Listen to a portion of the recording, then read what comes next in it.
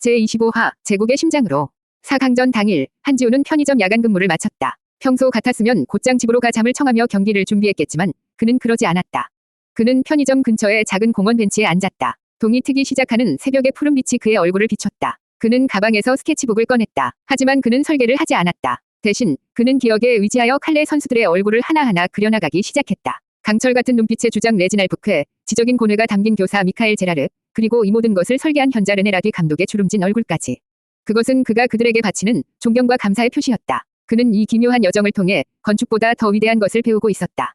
그것은 바로 사람에 대한 이해였다. 그는 스케치를 마치고 고개를 들어 하늘을 바라보았다. 그는 자신의 미래를 생각했다. 언젠가 그 역시 자신의 모든 것을 걸어야 할 결승전을 치르게 될 것이다.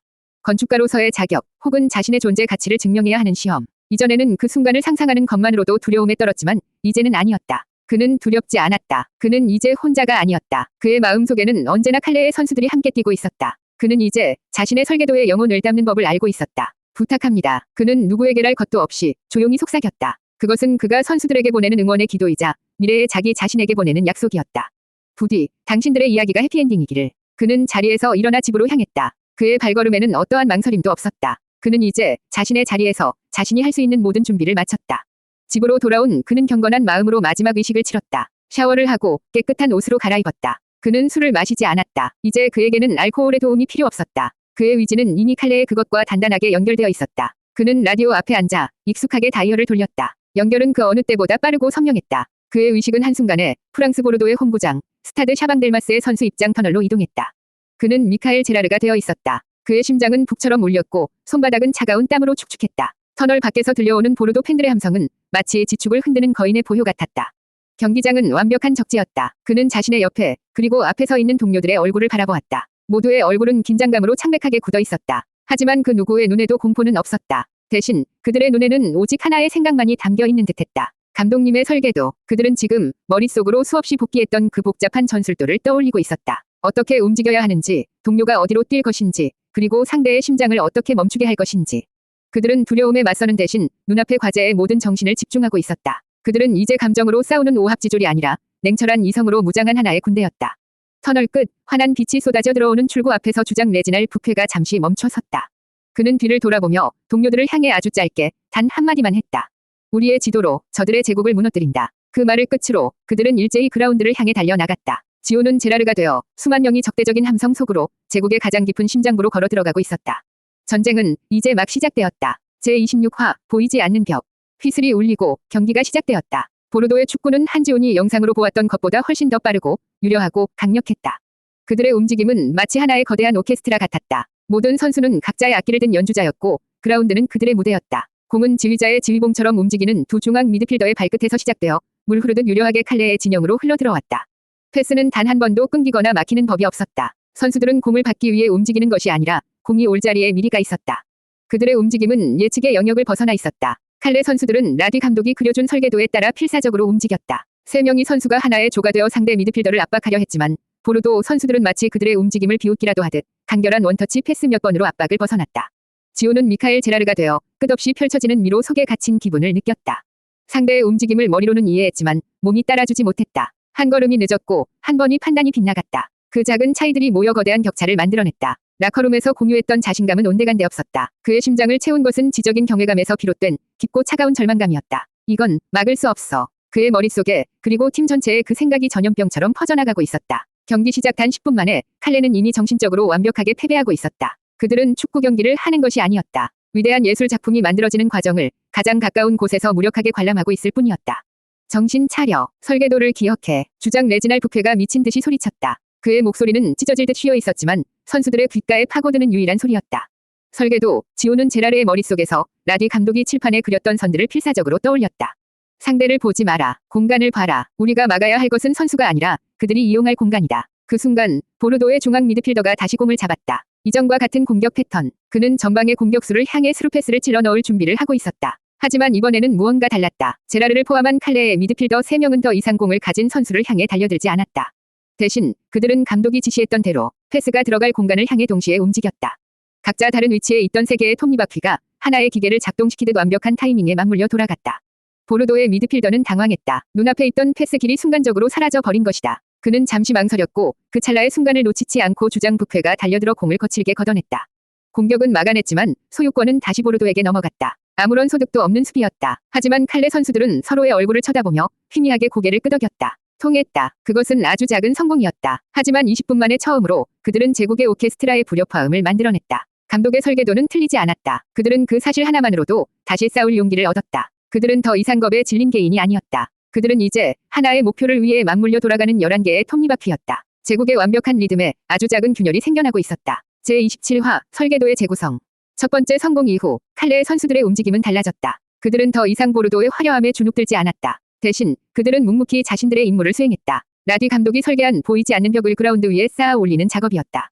그것은 지독하게 고통스러운 일이었다. 한지우는 미카엘 제라르가 되어 그 고통을 온몸으로 느끼고 있었다. 육체적인 피로보다 더 힘든 것은 정신적인 피로였다. 그는 90분 내내 단 1초도 집중력을 잃어서는 안 되었다. 자신의 위치, 동료의 위치, 그리고 상대방의 움직임. 이 세 가지를 끊임없이 계산하며 최적의 위치를 찾아 달려야 했다. 그의 머릿속은 과열된 엔진처럼 뜨거워졌다. 과거, 졸업 작품을 준비하며 며칠씩 밤을 새웠을 때 느꼈던 뇌가 타버릴 것 같은 감각. 그는 지금 그라운드 위에서 그때와 똑같은 종류의 정신적 노동을 하고 있었다. 칼레의 전술은 극단적이었다. 그들은 공격을 완전히 포기했다. 11명의 선수가 모두 하프라인 아래로 내려와 두 줄로 촘촘하게 수비벽을 쌓았다. 그리고 보르도의 두뇌인 중앙 미드필더 2명을 3, 4명의 선수가 그림자처럼 따라다니며 압박했다. 보르도는 답답해하기 시작했다. 그들의 유려한 오케스트라는 두껍고 투박한 방음벽 앞에서 길을 잃었다. 슈팅은 계속해서 나왔지만 모두 칼레 선수들의 몸에 맞거나 골대 위로 빗나갔다. 유효 슈팅은 거의 없었다. 시간이 흐를수록 초조해지는 것은 보르도였다. 그들은 자신들의 홈에서 한 수 아래의 아마추어 팀을 상대로 답답한 경기를 펼치고 있었다. 관중석에서는 야유가 터져 나오기 시작했다. 제국의 심장에 아주 작은 불안의 씨앗이 심어지고 있었다. 전반 40분, 칼레는 단 한 개의 슈팅도 기록하지 못했다. 점유율은 8대2로 압도적인 열세였다. 하지만 스코어는 여전히 0대0. 지오는 제라르의 몸속에서 터질 듯한 심장을 부여잡고 시간을 확인했다. 앞으로 5분, 이 5분만 버티면 전반전이라는 첫 번째 전투에서 승리하는 것이다. 그는 이를 악물었다. 하지만 바로 그 순간이었다. 보르도의 왼쪽 윙어가 중앙으로 파고들었다. 칼레의 오른쪽 수비수가 그를 막기 위해 앞으로 나섰다. 평소 같았으면 제라르나 다른 미드필더가 즉시 그 수비수의 빈자리를 메워주었을 것이다.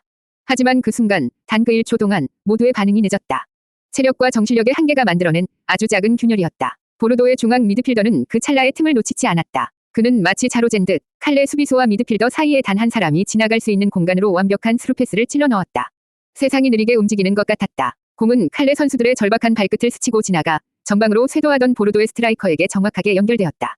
골키퍼와 1대1 상황. 스트라이커는 침착하게 골문 구석으로 공을 밀어 넣었다. 정적. 그리고 이내 경기장을 가득 채운 보르도 팬들의 거대한 함성이 터져 나왔다. 1대0. 칼레 선수들은 그 자리에 주저앉았다. 44분 동안 그들은 완벽하게 설계도를 수행했다. 하지만 단 한순간의 실수, 바늘구멍만 한 그 균열 하나가 모든 것을 무너뜨렸다. 지오는 제라르의 몸으로 그라운드에 무릎을 꿇었다. 공들여 쌓아 올린 건축물이 아주 작은 설계 오류 하나 때문에 와르르 무너져 내리는 듯한 그런 종류의 절망감이었다. 전반 종료 휘슬이 울렸다. 선수들은 고개를 숙인 채 아무 말 없이 라커룸으로 걸어 들어갔다. 그들의 등 뒤로 보르도 팬들의 조롱 섞인 응원가가 비수처럼 날아와 박혔다. 제28화 설계자의 목소리. 칼레의 라커룸은 무덤 같았다. 선수들은 저마다 자리에 주저앉아 땀인지 눈물인지 모를 액체를 뚝뚝 흘리고 있었다. 그들의 얼굴에는 우리는 모든 것을 쏟아부었지만 결국 안 됐다는 깊은 패배감이 서려 있었다. 아무도 입을 열지 않았다. 어떤 위로도 어떤 격려도 무의미하게 느껴졌다. 그때 라커룸 문이 열리고 라디 감독이 조용히 들어왔다. 그는 선수들의 예상과는 달리 화를 내거나 실망한 기색을 보이지 않았다. 그의 얼굴은 평온했다. 그는 라커룸 중앙의 칠판으로 걸어갔다. 칠판에는 경기를 시작하기 전에 그가 그렸던 칼레의 수비 전술도가 그대로 남아 있었다. 선수들은 차마 그 칠판을 쳐다보지 못했다. 자신들이 완벽하게 수행하지 못한 실패한 설계도였기 때문이다. 라디 감독은 분필을 들었다. 선수들은 그가 칠판을 지우고 새로운 전술을 그릴 것이라고 예상했다. 하지만 그는 아무것도 지우지 않았다. 그는 단지 보르도의 패스가 뚫고 지나갔던 바로 그 작은 공간에 붉은색 분필로 동그라미를 칠 뿐이었다. 그리고 그는 선수들을 돌아보며 조용히 입을 열었다. 설계도는 실패하지 않았다. 선수들은 고개를 들어 그를 바라보았다. 우리가 단 1초 동안 이 설계도를 완벽하게 수행하지 못했을 뿐이다. 그의 목소리는 조용했지만 라커룸 전체를 울리는 힘이 있었다. 저들을 봐라. 저 제국의 오케스트라는 우리라는 벽을 무너뜨리기 위해 44분을 통째로 써야만 했다. 그들은 그 시간 동안 단 하나의 균열을 찾아냈을 뿐이다. 이것이 무엇을 의미하는지 알겠나? 이 설계도는 틀리지 않았다는 것이다. 이 지도는 제국의 심장으로 가는 가장 정확한 길이다. 그는 선수들을 한 명 한 명 눈에 담으며 말을 이었다. 후반전, 우리가 할 일은 단 하나다. 새로운 길을 찾는 것이 아니다. 우리가 이미 알고 있는 이 길을 이번에는 단 한순간의 오차도 없이 완벽하게 걸어가는 것이다. 저들에게 단 하나의 균열도 허용하지 않는 것이다. 할 수 있겠나. 그의 목소리에는 자신의 설계에 대한 그리고 선수들에 대한 절대적인 믿음이 담겨 있었다. 그 믿음은 마법처럼 선수들의 마음속에 퍼져나갔다. 절망감에 휩싸여 있던 눈빛에 다시 한번 희미한 불꽃이 타오르기 시작했다. 한지호는 미카엘 제라르의 몸속에서 거대한 안도감을 느꼈다. 설계자는 자신의 설계도를 포기하지 않았다. 기초는 튼튼했다. 이제 그들은 이 설계도 위에서 후반전이라는 2층을 완벽하게 쌓아 올리기만 하면 되었다. 후반전 휘슬이 울렸다. 그라운드에 나선 칼레 선수들의 눈빛은 전반전 시작 때와는 완전히 달랐다. 두려움과 경외심은 사라지고 그 자리에는 오직 하나의 목표만이 남아 있었다. 완벽한 수행. 지호는 제라르의 몸으로 자신의 위치를 끊임없이 확인했다. 그의 머릿속에는 칠판에 그려져 있던 붉은 동그라미가 선명하게 각인되어 있었다. 바로 저 공간, 우리가 놓쳤던 단 하나의 균열. 그는 이제 상대 선수를 보는 것이 아니라 동료들과 자신이 만들어내는 공간의 형태만을 보고 있었다. 후반전 경기는 전반전의 재방송 같았다. 보르도는 여전히 경기를 지배했고 칼레는 극단적인 수비 전술로 맞섰다. 하지만 눈에 보이지 않는 미세한 차이가 있었다. 칼레 선수들의 움직임에는 단 한 치위 망설임도 오차도 없었다. 그들은 이제 11명이 선수가 아니라 라디 감독의 의지에 따라 움직이는 하나의 거대한 그림자 같았다. 보르도의 중앙 미드필더는 당황했다. 전반전 막판에 찾아냈던 그 숨통 같던 공간이 후반전이 시작되자마자 완벽하게 사라져버린 것이다. 그는 패스할 곳을 찾지 못해 몇 번이고 공을 돌렸다. 제국의 완벽한 오케스트라는 아마추어들이 쌓아 올린 투박하지만 빈틈없는 벽 앞에서 길을 잃고 헤매기 시작했다. 지호는 제라르가 되어 이 완벽한 수비의 일부가 되는 것에 희열을 느끼고 있었다. 자신의 스케치북에 그렸던 설계도가 지금 이 순간 이 거대한 무대 위에서 살아 움직이고 있었다. 이것은 단순히 공을 막아내는 행위가 아니었다. 이것은 창조 행위였다. 공간을 지배하고 상대의 의지를 꺾고 무에서 유를 만들어내는 가장 치열하고 아름다운 건축이었다. 제29화 단 한 번의 기회. 후반 30분 스코어는 여전히 1대0. 칼레 선수들의 체력은 거의 바닥나 있었다. 한지호는 미카엘 제라르의 몸으로 쇠를 삼킨 것처럼 껄끄러운 숨을 몰아쉬었다. 정실력만으로 버티고 있었다. 제국의 오케스트라는 여전히 아름다운 연주를 하고 있었지만 칼레라는 완벽한 방음벽 앞에서 그들의 음악은 더 이상 위협적이지 않았다. 하지만 이대로 끝난다면 결국 점수를 낸 그들의 승리였다. 칼레에게는 시간이 없었다. 단 한 번의 공격, 단 한 번의 기회가 절실했다. 바로 그 순간 벤치에 앉아있던 르네 라디 감독이 움직였다. 그는 수비수 한 명을 빼고 지난 경기에서 극적인 동점골을 넣었던 젊은 공격수를 투입한 것이다. 90분 내내 수비만 하던 칼레가 처음으로 공격에 칼을 뽑아든 순간이었다. 경기장의 모든 사람들이 위하했다. 지금 이 상황에서 공격수를 투입하는 것은 자살행위처럼 보였다. 수비벽에 균열이 생기면 보르도는 순식간에 추가골을 넣을 수 있었다. 하지만 라디 감독의 눈은 흔들리지 않았다. 그는 이 순간을 이 단 한 번의 기회를 75분 동안 기다려왔다. 보르도 선수들은 순간적으로 혼란에 빠졌다. 그들의 머릿속에는 오직 칼레의 수비벽을 뚫는 것만이 입력되어 있었다. 갑작스러운 공격수의 등장은 그들의 완벽한 설계도에 없던 변수였다. 라디 감독의 도박은 상대의 머릿속에 아주 작은 혼란의 씨앗을 심기 위한 고도의 심리전이었다. 후반 35분 마침내 기회가 찾아왔다. 초조해진 보르도 선수들이 총공세를 펼치기 위해 수비 라인을 끌어올린 순간 칼레의 주장 레지날 부케가 상대의 패스를 간신히 끊어냈다. 그는 앞을 보지 않았다. 그는 지난 며칠간 수백 번을 머릿속으로 그렸던 약속된 공간을 향해 자신의 모든 것을 실어 무작정 공을 길게 걷어냈다. 모두의 시선이 공을 따라 움직였다. 그곳에는 교체 투입된 젊은 공격수가 젖 먹던 힘을 다해 상대 진영으로 달려 들어가고 있었다. 보르도의 수비수 2명이 그를 따라붙었지만 75분 동안 체력을 비축해둔 그의 스피드를 따라잡을 수는 없었다. 골키퍼와 1대1 상황, 8강전 동점골 장면과 완벽하게 똑같은 상황이 재현되었다. 지호는 숨을 멈췄다. 그의 심장 박동이 그라운드 밖에서 경기를 지켜보는 라디 감독의 심장 박동과 그리고 칼레시 전체의 심장 박동과 하나가 되었다. 젊은 공격수는 침착했다. 그는 골키퍼의 움직임을 끝까지 보고 이번에는 반대편 골문 구석으로 정확하게 공을 밀어 넣었다. 세상의 모든 시간이 그의 발끝에 멈춰 섰다. 제30화 제국의 붕괴. 출렁, 공이 골망을 흔들었다. 동점. 경기장은 순간 정적이 흘렀다가 이내 칼레의 작은 원정 응원석에서 터져나온 거의 비명에 가까운 환호성으로 가득 찼다. 벤치에 있던 선수들과 코칭 스태프가 모두 그라운드로 뛰쳐나왔다. 라디 감독만이 주먹을 불끈 쥔 채 조용히 그 광경을 지켜보고 있었다.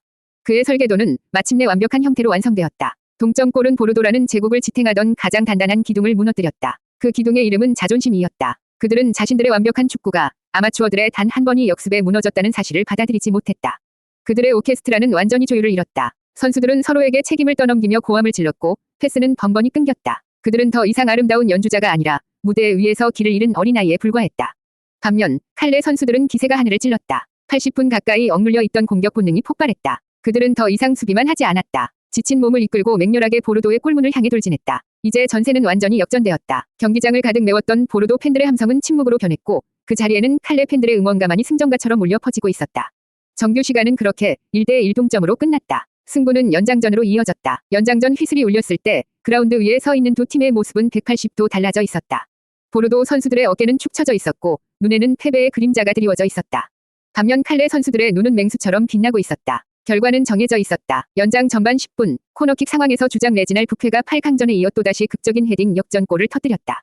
그리고 연장 후반, 지친 보르도의 수비진을 휘저은 제라르의 패스를 받은 젊은 공격수가 쐐기골을 박아 넣었다.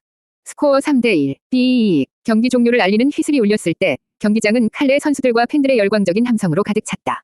제국의 심장부에서 그들은 제국의 깃발을 꺾고 자신들의 깃발을 꽂았다. 그 폭발적인 환희의 감각과 함께 한지훈의 의식은 현실로 되돌아왔다. 그는 자신의 방, 딱딱한 바닥 위에서 벌떡 일어났다. 온몸은 땀으로 흠뻑 젖어 있었고 심장은 가슴을 찢을 듯이 뛰고 있었다. 그의 뺨 위로 뜨거운 눈물이 흘러내렸다. 그는 깨달았다. 세상에 완벽한 설계도란 없다. 하지만 완벽을 향한 불굴의 의지와 동료를 향한 절대적인 믿음이 있다면 그 어떤 견고한 제국이라도 무너뜨릴 수 있다는 것을. 그는 자신의 벽에 붙은 도서관 설계도를 바라보았다. 그의 눈에는 이전과는 완전히 다른 새로운 불꽃이 타오르고 있었다.